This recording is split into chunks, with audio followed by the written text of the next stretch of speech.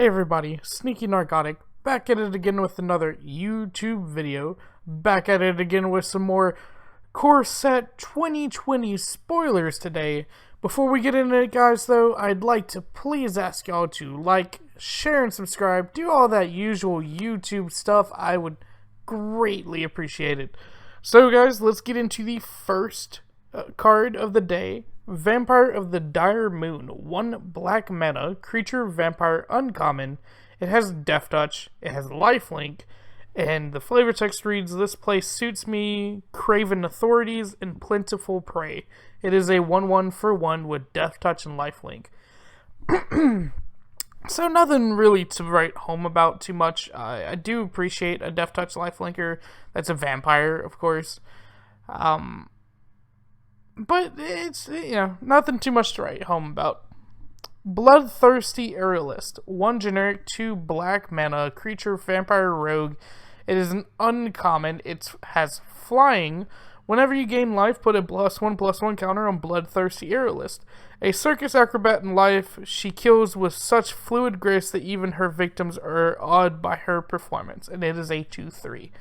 Now, this card is a strictly better Ajani's Pridemate. It has the same thing that Ajani's Pridemate does. Put a +1/+1 counter on it when you gain life. It also has flying. It also is a 2/3. Granted, an Ajani's Pridemate costs CMC 1 generic and 1 white. This costs 1 generic and 2 black. Together, they actually work really well. You know, you put these together with that new Ajani that also makes Ajani Pridemates on his own, and then you make a life gain deck. So this is going to be interesting. I think you'll definitely see play. You know, if Ajani's Pridemate sees play, this card will definitely see play. So plus it's a vampire, which sometimes can make it even more relevant. Raise the Alarm, 1 generic, 1 white, instant, uncommon, or excuse me, instant, common. Create 2 1/1 white soldier creature tokens. Like blinking or breathing, responding to an alarm is an involuntary reflex. So I believe this is a reprint, and it's not that bad. You know, 2 mana, 2 bodies. They're both 1/1s. Soldiers can sometimes be relevant. You know, there was Abzan soldiers I played not too long ago. That's probably still in standard if I was to go look up that deck.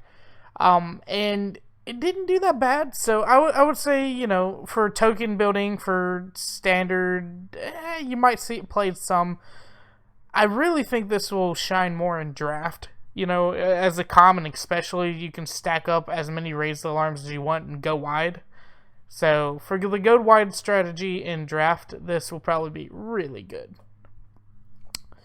Woodland Champion. It is a 1 generic, 1 green creature elf scout. And might I say, what beautiful artwork. It is an uncommon. Whenever one or more tokens enter the battlefield under your control, put that many +1/+1 counters on Woodland Champion. Every footfall on the forest floor is a heartbeat sending strength into my veins. It is a 2/2. So, you know, this counts towards creature tokens, which is why I said excuse me, because it's more than just creature tokens. It also can count towards treasure tokens. I'm trying to think what else this can count towards. In standard, I think that's really it that I can think of. If you have something to add, just put it in the comment section down below. But yeah, so I would love to see this in like a treasure deck where this just beefs up because you played Spell Swindle and you Spell Swindle to spell for 5, and this all of a sudden becomes a 7/7 because your opponent decided to play and you know, roll a 20-sided die, probably, you know, hit that critical 0. But anyways, I think this card will see play too. Drawn from Dreams, 2 generic, 2 blue mana. It is a sorcery. It is a rarity, and that's a pretty cool looking, you know, koi pond there. Look at the top 7 cards of your library, put 2 of them into your hand, and the rest on the bottom of your library in a random order. From a sea of infinite possibilities, our choices create the future. Mu Yongling. So this card reminds me a little bit of a card that saw a lot of play. Saw like a freaking ton of play And that was Stroke of Genius? Oh, I can't remember it. Now all of a sudden I can't remember it. But it was a card from Aether Revolt that said you can scry 2, then draw 2, and then give you 2 energy counters, which only matters for that set. And this card's even better because basically you scry 7, and out of the 7 you draw 2, you know? That's basically what this card's saying. Oh, I guess you put it in a random order at the bottom, not that it ever matters. But anyways, I like this. I really do. It's pretty neat. It's a draw spell for 4, but it also gives you a wider range to draw from. And if you can't find a card that you want out of 7 top cards, you probably should burn your deck, if I had to imagine. Elvish Reclaimer. 1 green creature elf warrior. It is a rare. Elvish Reclaimer gets +2/+2 as long as there are 3 or more land cards in your graveyard.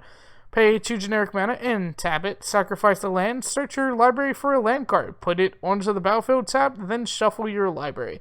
So this card matched up with another card I'll go over here in a minute. Well, at the end of the video. It's literally the last card. But they have this kind of like Crucible of World thing going on here with the whole sacrificing lands, putting them down, and that beefing you. There will be landfall of some sorts. There's already a black card that I know I went over in the first video that had landfall with swamps. So if you put this in like a Growl deck, and you put that landfall card and this in there, that's a good way to just go ahead and tutor up another swamp without having to play your land for turn. So I think this card will be really cool, really fun to see. I'd like to see like this, especially because Tetyova, Druidic Sage or something like that, is in standard right now, and that card says whenever you put a land down, you draw a card and gain a life. I think that would be really cool to see this kind of soul tie land cycling, and or I guess lands matters deck is probably the best way to put it. I can see it. Hardcover. It is a 1 blue mana enchantment aura. Uncommon enchant creature. Enchant creature gets +0/+2 and has tap, draw a card, then discard a card. A good book shelters you from the world. A great book protects you from the world. So, this card's just weird. I mean, it's a 1 blue mana aura. You can't really ask for much. The only other 1 blue mana aura I know is that Curiosity. God, I really came very unprepared, it looks like, because I can't remember any Curiosity. It's that card from Ixalan that a lot of people use in their blue decks to draw you cards by anytime a creature deals damage to an opponent, draw a card, or anytime the enchanted creature deals damage to an opponent, draw a card. If you don't attack this turn, destroy it. Curious Obsessions, that's what it is. Curious Obsessions. God, wake up, brain. But yeah, so that's the only real 1-drop in the same color that I can refer this to. And yeah, I guess so. Draw a card, then discard a card. Yeah, I guess so. So this one, you might not be able to see it that well, depending on what screen you're looking on. But don't worry, I have it pulled up on my phone to look over because I can't see it that well. So this is going to be the Planeswalker deck Sorin. It looks like somebody took a picture of the box and just leaked it. Screw you, wizards. That's what he said. Anyways, it comes down 4 generic, 2 black mana. It's Sorin Vampire Lord. It's a legendary Planeswalker Sorin. You might not be able to see it for real, but that is mythic rare red. It's not rare gold. It's mythic rare red. So anyways, +1 up to 1 target creature gets +2/+0 until end of turn. And -2, Sorin Vampire Lord deals 4 damage to any target you gain 4 life. And then -8 until end of turn, each vampire you control gains tap, gain control of target creature. So the thing is that from this picture, you can't see the loyalty ability. When I tapped on the picture to look at the description, they don't have the loyalty counters. Excuse me, the loyalty counters that it starts with. So if I had to imagine, this is a 6-drop based off of other 6-drops. It's going to be somewhere between 4 and 6, and granted, I doubt 6. I really doubt 6. I think it's going to be maybe a 5, and then you 3 turns and you can -8. Maybe a 4. You know, that's not for a Planeswalker deck. Yeah, I don't think it will be that bad. I really want to see what vampires come with the Planeswalker deck, because it looks like there's going to be some type of vampire tribal, and that's really interesting to me. Vampires is one of my favorite tribes, although they screwed it up by making it Orzhov colors instead of Rakdos, but hey, that's my opinion. So, anyways, I'm really looking forward to this card. I think it will be very interesting to play with. I wouldn't buy it in the real life because I'd need 4 copies, and I'm not spending, $25, $20, something like that, 4 different times just to get 1 card. Yeah, nope. But on Arena, you get around that by just using your mythics. So I really think this will be a fun card to just brew around a little bit, see what vampires you can put on the field, how many you can put on the field by the time you can ultimate this. Somebody did bring up something when I was reading the Reddit on this, and it's that black has proliferate in it already with this, new standard we're in right now, or the Spark gave black proliferate. So it's not hard to imagine that you can get that ultimate off. Really not. Ogre Siegebreaker. 2 generic, 1 black, 1 red. Creature Ogre Berserker. It is an uncommon. 2 generic, 1 black, 1 red. Destroy target creature that was dealt damage this turn. What he doesn't burn, he smashes. Captain Wellis Ogre Wrangler. And it is a 4/3 for 4 mana. I don't think it'll see play. And I don't really think that ability is useful. Heartpiercer Bow. Now, these next 2 artifacts are going to be really weirdly intertwined with a third card. So, just bear with me. Heartpiercer Bow. 2 generic mana, artifact equipment. It is a common. Whenever equipped creature attacks, Heartpiercer Bow deals 1 damage to target creature defending player controls. Equip 1. I think this will be weirdly seen play, and it's saying something. Mostly because of the whole idea of putting more than 2 of these down and dealing 2 damage already to a creature defending player controls before they can block.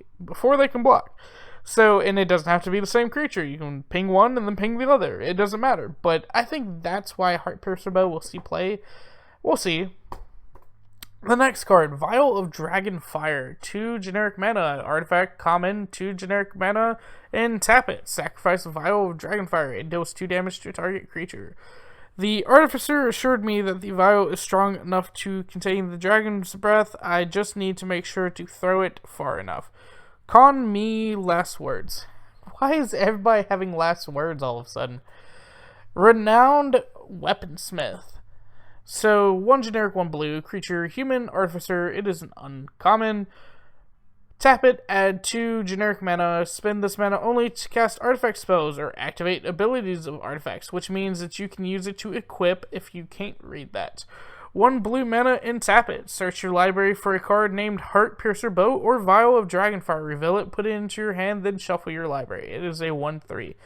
I don't know why they all of a sudden decided to make some weird, connection between the weirdest 3. Because one, you sacrifice Vial of Dragonfire, the other one's just It doesn't even give it doesn't give a bonus or anything for real, other than the whole pinging a damage. And it's not even to your opponent, it's just to target creature for 3 mana. This is for 4 mana to deal 2 damage to target creature again. So I don't know what Renowned Weaponsmith is for with that second ability, to be honest. But I would like to say that if there is an Artificer deck, an equipment deck coming back, I would think that Renowned Weaponsmith will be a part of it. Ooh, very interesting. Diamond Knight, the one that rides the Diamond Unicorn, or was it a unicorn? No, Diamond Mare. I'm sorry, the actual Horse, this is his Knight, Diamond Knight, 3 generic mana, artifact creature, Knight. It is a uncommon, it has Vigilance. As Diamond Knight enters the battlefield, choose a color. Whenever you cast a spell of the chosen color, put a +1/+1 counter on Diamond Knight. It comes out for a 1/1, that sucks. I don't know how I feel about this card.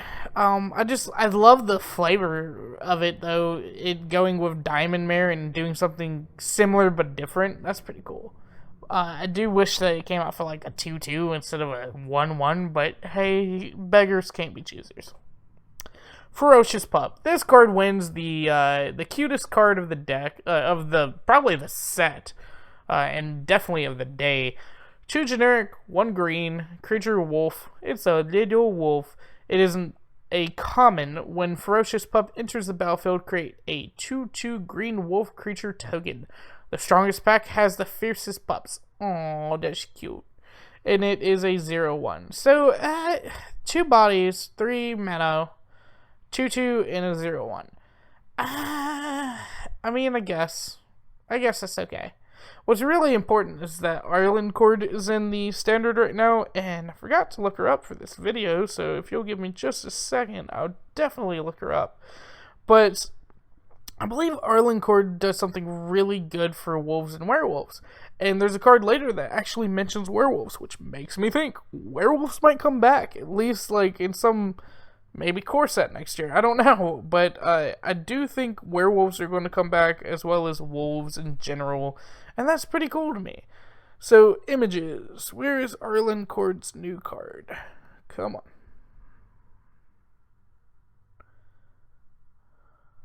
I'll come back to it. Hold on. Omnath, Locus of the Roil. 1 generic, 1 green, 1 blue, 1 red. Legendary creature elemental. It is of mythic rarity. When Omnath, Locus of the Roil, enters the battlefield, it deals damage to any target equal to the number of elementals you control. Whenever a land enters the battlefield under your control, put a +1/+1 counter on target elemental you control. If you control 8 or more lands, draw a card. That's pretty cool.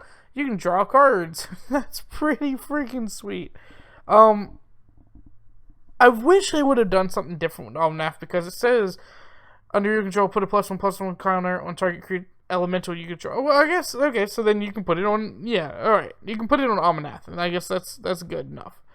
I do wish... I wish that Omnath would be more powerful. I know he kind of looks powerful already. It deals damage to any target equal to the number of elementals you control. That's weird that it does that, honestly. But anyways, I think it will be a cool card. I'm very interested to see, and I guess this is choosing the colors for the elemental tribal. It's going to be Teamer Elementals, which is cool. I think Teamer is a good color combination for elementals. I know a lot of people want to probably still make this the commander of the set, but I still think Tolios is the commander of the set. Whoops. So that artifact legendary creature that I had 2 videos ago. Going back to the little pup here, Arlen Voice of the Pack says each creature you control that's a wolf or a werewolf enters the battlefield with an additional +1/+1 counter on it. It is of course 6 mana though, so that kind of sucks. But this card, if you was to put it out after Arlen Voice of the Pack, it would be a 1/2 and a 3/3 for 3 mana, so that's not bad, you know? That makes this card a little more worth it. Cavalier of Night, 2 generic mana, 3 black mana, creature elemental knight. It is of mythic rarity. It has lifelink, that's pretty cool. When Cavalier of Night enters the battlefield, you may sacrifice another creature. When you do, destroy target creature an opponent controls. When Cavalier of Night dies, return target creature card with converted mana cost 3 or less from your graveyard to the battlefield. So this very, very much feels like Aristocrats. It's a 4/5, by the way. But this very much feels like Aristocrats being able to kill your own creature, maybe have a death trigger, or maybe a sacrifice trigger, or something like that. and then destroy target creature that's causing you a nuisance, then you have a 4/5 on the board, and then after a while, if your 4/5 dies, well, you bring back Thief of Sanity, or any 3-drop that's worth a damn, but Thief of Sanity off the top of my head.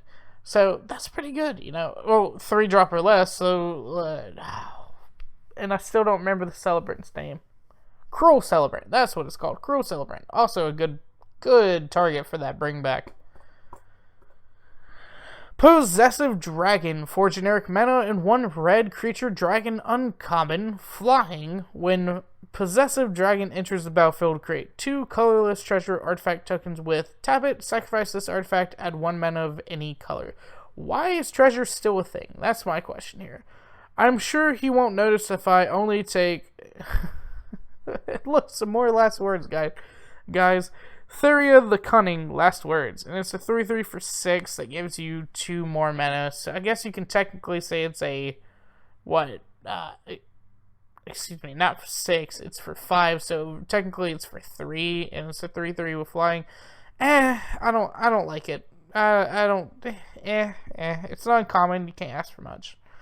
Agent of Treachery, my new favorite card, probably my card of the day here, and I hate to say that, but it's just so dang good, and it reminds me of an episode of Avatar: The Last Airbender when they go into a sunken library. But anyways, 5 generic mana, 2 blue mana, creature, human, rogue. It is a rare. When Agent of Treachery enters the battlefield, gain control of target permanent. At the beginning of your end step, if you control 3 or more permanents you don't own, draw 3 cards. That's just ridiculous. That's such a weird goal to set. That's why I like it. It's such a weird goal to set just to be able to draw cards. And it's such an end step too, which is stupid. But anyways, the whole enters the battlefield and gain control of target permanent, it's like a hostage taker, other than hostage taker can be killed and that creature comes back to your opponent if you haven't cast it yet. So it's like a it's a debatably better hostage taker. Debatably. Oh yes, another card that I have to look up. And this card I had to look up because I couldn't find MTG Goldfish didn't have it yet. I don't know if I don't even know what freaking language this is, to be honest. But it is Immolation Mask. When Immolation Mask, it's an artifact, equipment, and it is uncommon. When Immolation Mask enters the battlefield, create a 1/1 red elemental creature token then attach Immolation Mask to it. Equipped creature has sacrificed this creature, it deals 1 damage to any target, and equip is 2. So, I don't really like this because, yeah, you know, it makes a creature, sacrifice this creature, deals 1 damage to any target, so basically becomes a goblin. Oh, I can't think of the goblin's name right now. It's the 1/1 goblin that you see in mono red all the time. Anyways, it becomes that goblin, basically. And that's stupid to me because unless you're playing with death triggers, then that's as good as it gets. It's a sacrifice outlet, and that's as good as it gets. But whatever. I'm sure we'll see some sort of play, some freaking where. I'm sure it will. Spectral Sailor, 1 blue mana, creature, spirit, pirate. Ooh, it's a spirit pirate. It is an uncommon. It has flash, which is very interesting to me. A 1-drop with flash. It has flying, and then 3 generic and 1 blue mana. Draw a card. That's pretty cool too. I like that. Any ship that sails on these mean seas for long is bound to pick up a ghost or 2. Admiral Beckett Brass. Oh my god, you're calling back to Ixalan? What is this? Alright, well, this is really cool because it has 2 creature types that are just going to be real relevant. Pirates are already relevant, and being able to flash a pirate's pretty good, and being able to draw a card off a pirate's pretty good. But also spirits. It's also a flyer, which makes this awesome because there's this whole spirit flying tribal thing that's going on. I think this card will see play for sure. And it's pretty cool. I like it. 1-drop flash. You know, you can fake having an Opt or Spell Pierce or something. I don't know. Sorry, guys. Just got off of work. But it's really cool. I like it. Nightpack Ambusher. Oh my god, a wolf that's rare. What? 2 generic, 2 green creature wolf. It is a rare rarity. It has flash. Why? Why does a 4-drop have flash? That's in green. Other wolves and werewolves you control get +1/+1. At the beginning of your end step, if you didn't cast a spell this turn, create a 2/2 green wolf creature token. That's very werewolf-esque. Guys, I can't even tell you how much. Either we're going to Theros, or we're going to Innistrad, or a plane that has Greek and werewolves, because there's no freaking chance in hell they're going to give us all this support and not do anything between equipments and werewolves. Equipments. I meant auras and werewolves. But anyways, at the beginning, a strong leader means a growing pack, and it is a 4/4. That's really cool. Manifold Key, 1 generic mana, artifact, uncommon. 1 generic mana and tap it, untap another target artifact. 3 generic mana and tap it, target creature can't be blocked this turn. So locks want to be opened and treasure wants to be free. Narex, Slipfinger, Master Thief. So I already thought of an insane combo for this. So you have 1 generic mana and tap it, untap target artifact. Oh, never mind. I'm being dumb. I'm sure there's some broken combo with this. I really am. I just can't think of it right now. For a second, I thought that there was a way to untap Manifold Key, but no, there's not. Still Overseer, 2 generic mana, artifact creature construct. It is a rare. Tap it, put a +1/+1 counter on each artifact creature you control. That's really good. That's like super good. This makes me wish that those 2 artifacts came back. The ones that the artifact lieutenant from Aether Revolt, and the other one that gives you a discount on our artifact creatures. I really wish they both would come back. Something of the Foundry, Chief of the Foundry, and the other card I can't think of right now. But anyways, the world is already run by all manner of machines. One day they'll remind us that fact. Sagras Ha's Artificer, and it is a 1/1 for 2 mana that after a turn can make itself a 2/2 and then go on and freaking go on. This card's gonna be ridiculous. Shifting Ceratops, 2 generic mana, 2 green mana, creature dinosaur. It is of rare rarity. This spell can't be countered. Protection from blue. 1 green mana, Shifting Ceratops gains your choice of reach, trample, or haste until end of turn. I do not understand the haste part. It is a 5/4 for 4 mana that can't be countered and has protection from blue and can be given reach for only one green mana, guys. That's pretty cool. I think this card, of course, will see play. It's part of like mono green Stompy, at least sideboard against blue and mono green Stompy. So yeah, definitely. Cerulean Drake, 1 generic mana, 1 blue mana, creature Drake. It is an uncommon, flying, protection from red. Sacrifice Cerulean Drake, counter target spell that targets you. Dragons avoid the bright colors of its wings. Okay. Weird flavor text. A 1/1 for 2 generic, or 2 mana in general. Protection from red. I think this will be like that thing you sideboard with against mono red. I think that's what this is in place of. Yeah. Icon of Ancestry. 3 generic mana, artifact rare. As Icon of Ancestry enters the battlefield, choose a creature type. Creatures control of the chosen type get +1/+1. Pay 3 generic mana and tap Icon of Ancestry. Look at the top 3 cards of your library. You may reveal a creature card of the chosen type from among them and put it into your hand. Put the rest on the bottom of your library in a random order. That's pretty cool. I like this. Gives you a chance to dig for more creatures instead of just hoping to draw some with like Vanquisher's Banner or something like that. It gives you a chance to actually cipher through your deck and find it. So anyways, I think you'll see play for sure. I honestly would love to see it in like some artifact heavy deck. Like artifact tribal creatures. Artifact creature tribal. That would be really cool. Last card of the day, guys. Really cool card. Looking forward to this card. Have a commander to talk about, too. Lotus Field. It is a land. It is rare. Hexproof. It is a hexproof land. Lotus Field enters the battlefield tapped. When Lotus Field enters the battlefield, sacrifice 2 lands. Yeah, okay. And then tap it. Add 3 mana of any one color.